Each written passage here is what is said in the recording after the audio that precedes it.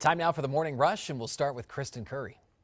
Good morning. We're in between storms today, so I don't expect a whole lot in the way of rain or snow, nothing at all. Really, just a mix of sun and clouds, especially down to the south. We'll see a little bit more cloud cover. But other than that, warmer temperatures expected this afternoon with light winds. Catherine? Happening today, New Mexico's presidential electors are expected to cast their votes. Secretary of State Maggie Toulouse Oliver says it's set for noon in Santa Fe. The state's Democratic Party nominated all five. They're all supposed to vote for Clinton, too, because she won the popular vote in the state. It's a fourth-degree felony if they don't. More on what one elector in another state is planning to do today in the 5 Facts. Adam? This morning, investigators are working to determine the cause of an explosion outside an Artesia convenience store. It left a man injured and forced a bomb squad to evacuate the area. The Artesia Daily Press reports that police had responded after the explosion on Sunday night. We're going to continue to update you on this story as soon as stuff comes into our newsroom that we can report on that and give you the latest on air and on the KRQE News app. Today, we're expecting to learn the name of a burglary suspect accused of stealing a car and breaking into a home, only to be dragged out by a canine. Police say a neighbor called saying they saw somebody break into a home near Unser and Montano.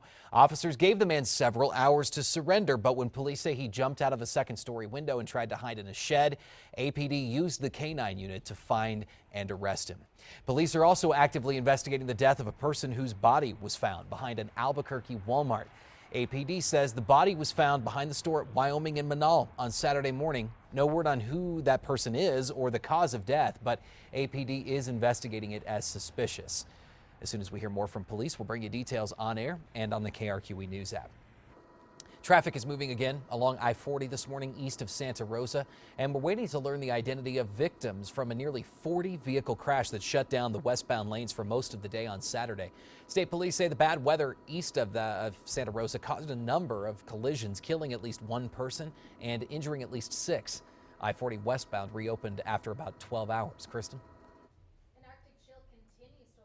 Parts of central and eastern United States. The sub-zero temperatures broke several record lows in the Midwest and plains this weekend, while snow and icy conditions led to deadly crashes and travel delays. Warmer temperatures are in the forecast for many of those same areas through midweek. Brings us to our Metro Threat Index. We too are feeling the chill. I mean, our temperatures out there now in the teens, 20s, and single digits. Some of us up to the north even below 0. Albuquerque, I'm going to keep that Metro Threat Index at a 2 because of those chilly morning temperatures. But do know we fall into that category of warmer temperatures in the afternoon. That warm up will continue for the next several days. Adam?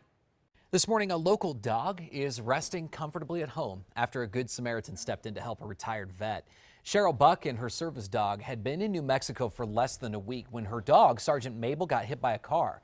Mabel needed multiple procedures that Cheryl couldn't afford. That's when Amy Matucci stepped in and picked up the nearly $6,000 bill. Buck has set up a GoFundMe account with the intent to pay Matucci back. Travelers in the Four Corners area can now enjoy expanded flight services. The Farmington Daily Times reports a new larger passenger plane is now in service, operated by Great Lakes Airlines. It's equipped with overhead bins and a restroom. And that new plane, by the way, will also allow Great Lakes to add 2 more round-trip flights to Denver each week. Important commutes when we start the week here on a Monday morning. Let's take a look at how things are shaping up across the metro. And as we do, mostly the typical things you might see, maybe typical slowdowns in and around Paseo there into I-25, but no major incidents that'll tie you up this morning. That is good news. We'll keep you posted if anything else comes up. New facts you need to know this morning. According to an international study, cancer patients are ending up in debt. Doctors in Malaysia found more than half of cancer survivors spend at least 1/3 of their annual income on treatment costs and care-related expenses. And this morning, fans and family are mourning the loss of legendary actress Zsa Zsa Gabor. Her family says that Gabor died Sunday of a heart attack at her home. Gabor appeared in films ranging from Moulin Rouge in 1952 to Queen of Outer Space in '58, but some say she may be best known for her many love affairs and tabloid scandals. The great aunt of Paris Hilton was 99 years old. Only 2 days left now to celebrate the biopark's anniversary with an unusual discount. Since the aquarium and botanic garden turned 20 years old this year, anybody born 20 years ago gets free admission to those facilities until tomorrow. Anybody born on the 20th of any month also gets in for free. If you'd like to claim the discount, you're going to need to present a valid ID showing your birthday. All right, the countdown's on, just 6 days from Christmas this morning. And if you're looking to give a pet, the city of Albuquerque is offering an easy way to adopt one. The Animal Welfare Department sells gift certificates for covering the cost of a pet adoption.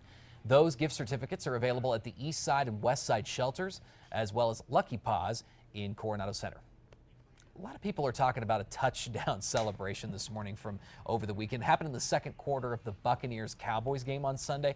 There you see Cowboys running back Ezekiel Elliott, who scored a two-yard touchdown run, jumped into the Salvation Army red kettle behind the end zone. Kind of all happened in the series of a few seconds, though. Even though the officials were laughing at Elliott, they still penalized him on the play for using a prop. You can't do that. It was funny. And I just want to know if he planned that or if that was kind of a last-minute deal. I know, he probably just thought and was like, I'm going to do it. Yeah, probably. I'm going to commit to it. We got everyone talking this morning. Sure did. All right, time for the 5 facts. We'll start with number 5. It's the busiest mailing day of the year in the U.S. Time is running out to get gifts and cards delivered in time for Christmas, now just 6 days away. Overall, the U.S. Postal Service estimates about 750 million packages will be delivered throughout this holiday season. Get on that today. We got only a short amount of time. Number 4 this morning, the radio partner of a well-known New Mexico broadcaster is expected to discuss the crash that killed 45-year-old Stephen Rooney this morning. There are hundreds of comments on Facebook today paying tribute to Rooney, who investigators say slid on ice on the road while driving south of Portales on Sunday. They say he lost control and ran into a tree. Rooney's voice was familiar to radio listeners in eastern New Mexico. He was the co-owner of a number of stations in that area. At number 3, cold and sunny for the next several days, although our temperatures will slowly start to creep up their 50s. On Wednesday, our first official day of winter, but still on track for some big changes over Christmas weekend. We will keep you updated on this next coming storm. Number 2, just hours from now, the City Council could sign off on bringing a key resource to Albuquerque's fire station near 4th and I-40.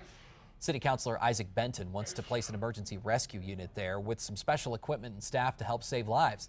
The fire department says the move should help public safety, especially on the freeways, since the new unit would respond to emergencies right around the Big I. And number 1, members of the Electoral College meet across the country today to formally cast their ballots to likely officially elect Donald Trump as president. Demonstrators took to the National Mall on Sunday trying to persuade members not to vote for Trump. One Republican elector in Texas plans to break from his state's vote, and he wants 37 other electors to join him.